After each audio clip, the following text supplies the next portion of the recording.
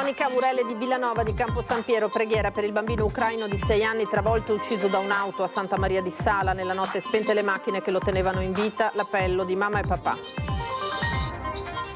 Oltre 1000 persone della comunità bengalese hanno preso parte alla preghiera nella moschea per dire addio a Samam Mia, il bambino di 11 anni che ha perso la vita nel lago di Molveno. Il maltempo e gli allagamenti degli ultimi giorni hanno portato la CISL Venezia a denunciare una grave situazione per i vigili del fuoco. C'è poco personale e gli interventi sono a rischio. Almeno mi hanno lasciato carriola e cassette, ironizza così in un post su Facebook, ma la rabbia è grande per Andrea Camerotto, zio materno di Giulia Cecchettin, vittima di un furto nel suo vivaio a Saonara. Niente plateatico a chi installa videopoker, vittoria del Comune di Venezia contro un esercente del Lido che aveva, dopo la bocciatura del TAR, fatto ricorso al Consiglio di Stato. Un vero e proprio esercito di lavoratori nei prossimi 4 anni lascerà il proprio impiego per andare in pensione. La preoccupazione delle imprese è quella di non riuscire a rimpiazzarli. Basket, si è alzato il sipario sulla stagione dell'Umana Reyer femminile, la squadra si è radunata al Palasport Ancilotto di Mestre, pronta a ripartire con carica, entusiasmo e nuove giocatrici. Buonasera, bentrovati, eccoci in diretta con l'edizione di Venezia dei nostri telegiornali e dunque partiamo dalla preghiera oggi a Murelle di Villanova di Campo San Piero per il bimbo ucraino di 6 anni investito a Santa Maria di Sala. Era ospitato lì in Canonica, nella notte sono state staccate le macchine che lo tenevano in vita, la salma sarà rimpatriata per il funerale. È venuto per ricevere e se n'è andato donato. Lo hanno voluto ricordare così perché la breve vita di Vladi è stata proprio questa, la ricerca della pace e la sua grande generosità. Vladislav, per tutti Vladi, 6 anni, è morto nella notte assistito dalla sua famiglia nel reparto di terapia intensiva in pediatria all'ospedale di Padova.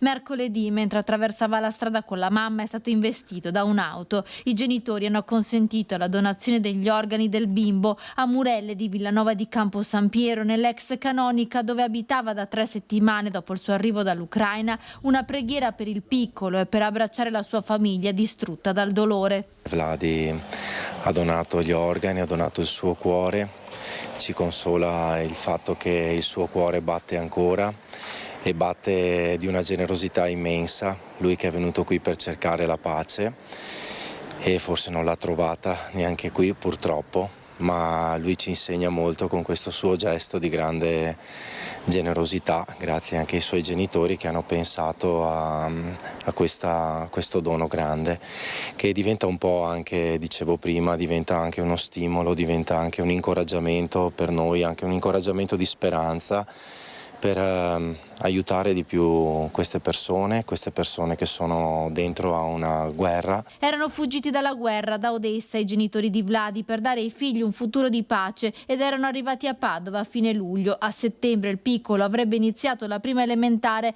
ma il suo sorriso si è spento per colpa di un'auto che l'ha investito. Secondo quanto ricostruito, il conducente avrebbe tentato di superare una vettura che si era fermata lungo la Noalese Santa Maria di Sala per far attraversare sulle strisce pedonali Vladi con la mamma. Ora l'autista è indagato per omicidio stradale. Le condizioni del piccolo erano parse fin da subito disperate. Venerdì notte, dopo aver dichiarato nelle ore precedenti la morte cerebrale, le macchine che lo tenevano in vita sono state staccate. I medici hanno atteso che arrivasse in Italia anche il fratello più grande per l'ultimo abbraccio. La mamma, durante la preghiera, attraverso l'interprete, ha voluto dire queste parole. Dovete stare attenti anche con suoi bambini, con suoi gente che è c'è vicino a voi, perché la vita è molto importante. Ora l'avvio delle procedure per l'espatrio della salma di Vladi per i funerali che verranno celebrati ad Odessa, l'ultimo viaggio del piccolo per tornare nella sua terra. Forse Vladi Valac ci insegna proprio a chiedere con più insistenza il dono della pace. Lui ce lo insegna perché proprio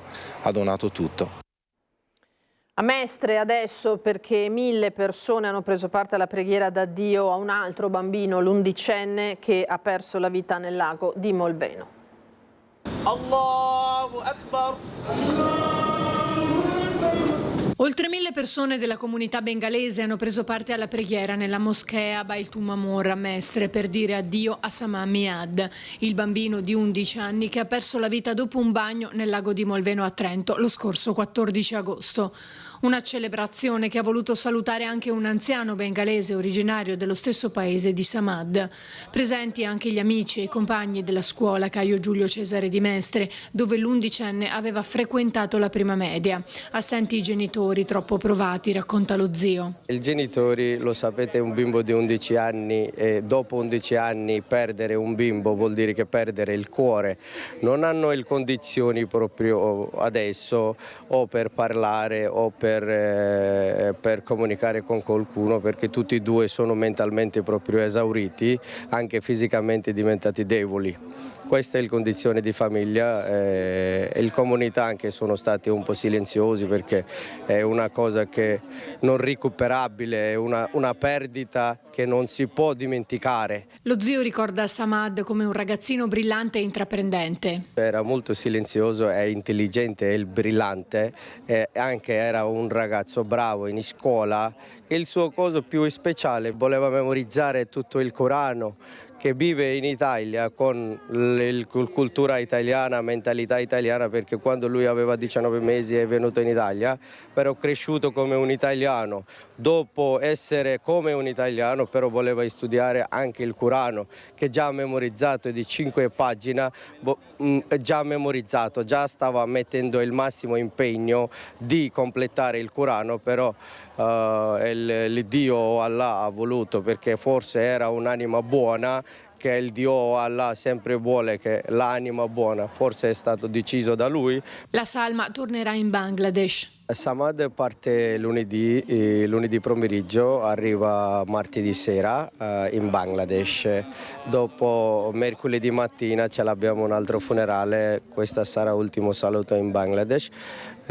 Così finisce la storia di Samad. La famiglia ha voluto ringraziare tutti tramite il portavoce della comunità bengalese di Venezia. Volevo ringraziare tutti i presidi della scuola, insegnanti, quelli familiari che sono venuti qui per il funerale di Mia Samad. Ci sono anche varie famiglie che sono venute qui per partecipare al funerale di Samad. Avete visto quanti bengalesi che hanno partecipato, perché una cosa che noi come comunità non aspettavamo, una cosa di genere con un bambino così piccolo. Ringrazio anche comune e municipalità che mi hanno mandato condoglianze per la famiglia, e anche i vicini, tutti queste associazioni che me le hanno mandati. Ringrazio veramente, ringrazio partecipazione a tutti questi bengalesi che vivono in questo territorio. Chiudiamo questa pagina, torniamo sul maltempo e gli allagamenti degli ultimi giorni che hanno portato la CISL Venezia a denunciare una grave situazione per i vigili del fuoco. C'è poco personale, dicono, e gli interventi sono a rischio. Denunciamo qui oggi la grave situazione del Corpo Nazionale dei Vigili del Fuoco con le sue carenze di personale e di mezzi, ma la situazione più grave è nella sede di Venezia, Ca' Foscari Centro Storico, dove oltre ad avere un personale sempre in forza minima, 15 unità, a fronte delle 20 che dovrebbero essere previste, abbiamo anche una carenza di unità nautiche. Infatti, il 7 luglio 2025 il comando ci comunicava che solo 2 imbarcazioni erano operative al 100%, 2 operative parzialmente per problemi tecnici e 6 fuori servizio. Questo è dovuto alla carenza di fondi dedicati alla sede di Venezia. Questa mancanza comporta una grave mancanza di sicurezza per la popolazione e del personale che svolge servizio a Venezia. Difatti al personale non vengono forniti DP idonei, previsti dalla legge 8108, per le attività svolte all'aperto in estrema temperatura. Difatti d'inverno sono soggetti a temperature a meno 20 gradi ed estate a temperature superiori a 40 gradi. Le nostre imbarcazioni hanno la particolarità di essere scoperte, data la morfologia della città di Venezia con i ponti. Non è possibile che a Venezia solamente 15 persone, 15 vigili del fuoco, vengano impiegati per la sicurezza della popolazione. Chiediamo a chi di competenza di metterci nelle migliori condizioni per poter lavorare per la sicurezza della città di Venezia e per la sua popolazione. Chiediamo il riconoscimento economico previsto dalla legge, Chiediamo che vengano forniti dei DPI specifici per il lavoro in barca e nelle condizioni estreme in cui si trovano i vigili del fuoco e un aumento dell'organico. E ammonterebbero a circa 80 milioni di euro i danni provocati proprio dagli allagamenti dei giorni scorsi alle oltre 3.000 abitazioni tra Mestre e dintorni, una stima che potrebbe anche aumentare. Ecco perché è importante, come ha raccomandato il sindaco di Venezia Luigi Brugnaro, tenere conto dei danneggiamenti subiti documentandoli in modo preciso in attesa che arrivino informazioni più precise per richiedere i rimborsi. Intanto resteranno aperti i centri di raccolta di Mestre in via Porto di Cavernago e a Fusina su prenotazione. Almeno mi hanno lasciato la carriola e le cassette, ironizza con un post sui social, ma la rabbia è grande, Andrea Camerotto, lo zio materno di Giulia Cecchettin, rimasto vittima di un furto nel suo vivaio a Saonara. La notte tra il 20 e il 21 agosto i ladri hanno rubato 2.500 piante di pinetti, una varietà usata per realizzare siepi. I malviventi sono entrati nella sua proprietà attraverso i campi e hanno rubato l'ingente quantità di piante, tutto dello stesso tipo. Lo avete sentito, Camerotto ha già denunciato ai carabinieri il furto che ha patito. Voltiamo pagina, l'assessore al commercio interviene su un altro tema caldo di questa estate veneziana. Ci vuole, dice, un regolamento per i portabagagli dei turisti. Serve una regolamentazione e un censimento per i porter, ovvero gli operatori che portano i bagagli ai turisti in giro per la città, negli alberghi e nelle strutture. Questa è la proposta dell'assessore al commercio Sebastiano Costalonga e Venezia sarà tra le prime città ad adottare un vero e proprio regolamento. Per fare questa attività non comunicano nulla al comune, all'amministrazione, ma semplicemente fanno una richiesta alla questura. Di questo noi abbiamo necessità di intervenire per una questione di ordine pubblico, per una questione anche di rispetto verso i turisti e le persone che usufruiscono di questo servizio, perché non c'è tariffa, non c'è nulla, non viene usato il POS per pagare e quindi abbiamo necessità di fare un censimento e soprattutto fare un regolamento per fare in modo che questi abbiano un numero di matricola per lavorare. La regolamentazione metterebbe al riparo anche da eventuali danni o da guadagni non dichiarati. Per questo il Comune vuole un vero e proprio giro di vite. Tracciare delle linee molto attente su questo tipo di attività, un regolamento che andrà a inserire anche la fiduciazione bancaria o assicurativa, perché dobbiamo essere sicuri che queste persone, se danneggiano i beni del comune come un ponte o altre cose, possano pagare i danni causati visto che lavorano nella strada pubblica. Dovranno, secondo l'amministrazione, fare un percorso anche dei semplici esami, possa essere sicura che questa persona che lavora presso il nostro comune abbia le capacità appunto linguistiche e soprattutto la conoscenza dei regolamenti per poter svolgere l'attività in una città che è unica al mondo. Intanto anche i giudici del Consiglio di Stato hanno dato ragione alle linee dell'amministrazione comunale. Chi installerà videopoker non avrà diritto al prateatico. Un vero e proprio esercito di lavoratori nei prossimi 4 anni lascerà il proprio impiego per andare in pensione. La preoccupazione delle imprese, soprattutto quelle del settore privato, è di non riuscire poi a rimpiazzare il personale ad alta professionalità che lascerà il mondo produttivo. I dati nell'ultima indagine della CGA di Mestre. Oltre 3 milioni di lavoratori è un vero e proprio esodo, quello che secondo le stime della CGA di Mestre vedrà nei prossimi 4 anni andare in pensione circa il 12,5% dei lavoratori sul totale nazionale. Una fuga da fabbriche e uffici che colpirà di più le regioni che hanno una popolazione lavorativa più numerosa ed in età più avanzata. Nel settore privato il Veneto si piazza al terzo posto dopo Lombardia e Lazio e vedrà 291.200 lavoratori passare dall'attività alla quiescenza da qui al 2029, con conseguenze sociali, economiche e occupazionali di portata storica per il nostro territorio. Ben lo sanno gli imprenditori che già oggi faticano a trovare dipendenti qualificati. Gli imprenditori veneti Non trovandoli facilmente sul mercato, si troveranno costretti a corteggiare i più bravi che sono alle dipendenze delle aziende concorrenti. Secondo la CGA scatterà una guerra a colpi di benefit, aumenti salariali, incentivi vari per non farsi scippare i dipendenti dalla concorrenza. Questo scenario, già presente ora, rischia di scatenare su larga scala forme di pressione reciproca, in cui i titolari d'azienda a corto di maestranze e i lavoratori più richiesti cercheranno un accordo per ottenere entrambi il massimo vantaggio, talvolta con modalità poco corrette a scapito di quegli imprenditori che si vedranno scippare i collaboratori più importanti. Lo sport, il calcio inizia domani sera contro il Bari, il cammino degli arancio-nero-verdi nel nuovo campionato di Serie B, e sugli spalti del Penso ci saranno quasi 8.000 spettatori. Ci sarà subito il pubblico delle grandi occasioni per spingere e sostenere il Venezia Football Club nel campionato di Serie B. Esordio domenica al Penso di Sant'Elena contro un avversario ostico e scomodo, di grandi tradizioni e ambizioni come il Bari. Non convocati, a malincuore dal mister Giovanni Stroppa, ancora Oristagno e Nicolussi Caviglia, al centro di possibili future trattative di mercato. Si gioca domenica sera con fischio d'inizio a Sant'Elena alle ore 19. Affrontiamo una squadra che come noi vuole essere protagonista nel campionato.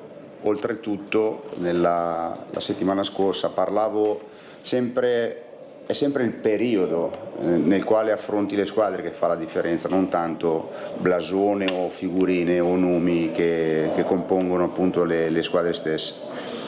L'inizio del campionato è difficoltoso per tutti, quindi si può incontrare qualsiasi squadra e avere delle difficoltà. Vediamo che punto siamo domani. Certo che arriviamo da una prestazione che in un certo senso oggi a me dispiace, perché bisogna riconfermarsi. Il mister lagunare è soddisfatto del lavoro svolto fin qui dalla squadra. Parlavo di difficoltà alla vigilia del Mantova, oggettive, perché non avevamo avuto modo di lavorare con qualcuno in certi ruoli specifici. Diciamo che abbiamo messo dentro più gente questa settimana, gente nuova, abbiamo ripetuto tante volte le cose che dobbiamo saper fare.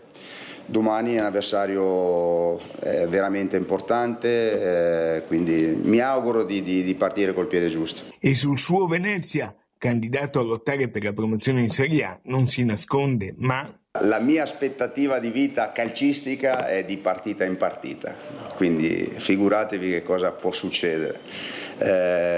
C'è l'ambizione sempre di essere protagonisti, non vado ad aggiungere altro che non quello di volere le cose.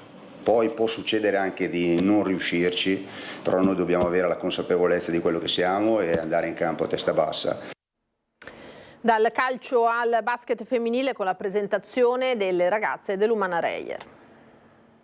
Siamo innanzitutto felicissimi di essere qui, siamo anche molto curiosi di vedere il tipo di squadra che abbiamo, cosa riusciremo a produrre, e ovviamente abbiamo aspettative verso noi stessi alte, giochiamo come sempre per provare a vincere e questo è l'obiettivo nostro, come sempre. Si è alzato il sipario sulla stagione dell'Umana Reyer femminile. La squadra si è radunata al Palasport Ancillotto di Mestre a causa della situazione critica del Taliercio dopo gli allagamenti dei giorni scorsi, pronta a partire con carica, entusiasmo e nuove giocatrici. La squadra è stata rinnovata, però il gruppo storico delle italiane c'è, le ragazze che hanno fatto un campionato europeo meraviglioso sono presenti.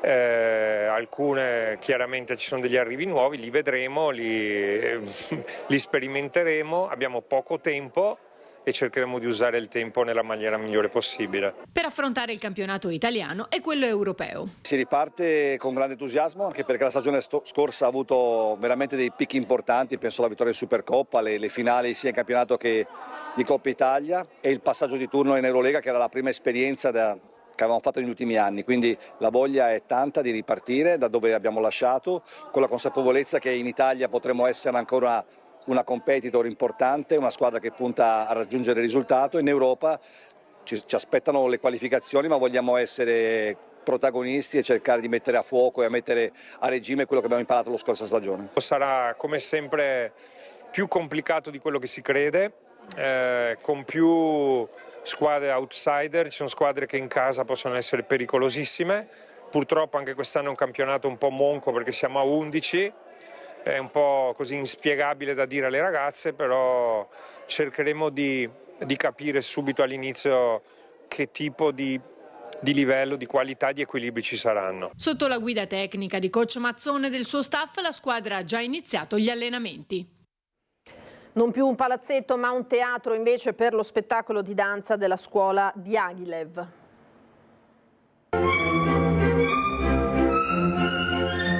È un messaggio di rispetto, armonia e di forte richiamo alla pace quello che arriva dal prestigioso teatro Carlo Goldoni, sede del Teatro Stabile del Veneto, dove è andato in scena il saggio di fine anno accademico della scuola di danza Diaghilev di Venezia, diretta dalla maestra Francesca Siega. Un appuntamento sul finire dell'estate, quasi alla vigilia del nuovo anno accademico. Lo spettacolo ha rappresentato il momento culminante del percorso didattico degli allievi e ha offerto al pubblico una panoramica ampia e raffinata dell'universo coreografico, in scena balletti di danza classica, repertorio moderno, contemporaneo e neoclassico, interpretati da giovani danzatori dai 4 ai 20 anni, tutti provenienti da Venezia provincia. Una vetrina di coreografie che dimostreranno il frutto del lavoro della scuola e speriamo che sia una serata di grande festa e di grande gioia per tutti, sia per i ragazzi che si esibiranno, sia per il pubblico. La scuola di danza Diaghilev da decenni è un punto di riferimento nella città di Venezia, situata a Piazzale Roma in una posizione strategica facilmente raggiungibile sia dalla città storica che dalla terraferma. Sotto la guida appassionata e competente della direttrice, la scuola ha formato negli anni numerosi danzatori, oggi attivi professionalmente in teatri e compagnie di tutta Europa. Una palestra di vita per bambini e adolescenti che attraverso la disciplina della danza imparano serietà, dedizione e spirito di gruppo in un'epoca in cui molti giovani rischiano l'isolamento digitale. La danza si rivela così un antidoto importante. Cercare di creare un punto di riferimento per tutti i ragazzi veneziani e del territorio veneto. Negli anni sono molto orgogliosa perché ce l'abbiamo fatta. Oggi possiamo vantarci nel dire che ci sono anche tanti allievi oggi professionisti. Era l'ultimo servizio, grazie per essere stati con noi. Tra poco le previsioni del tempo e l'edizione di Treviso. Arrivederci.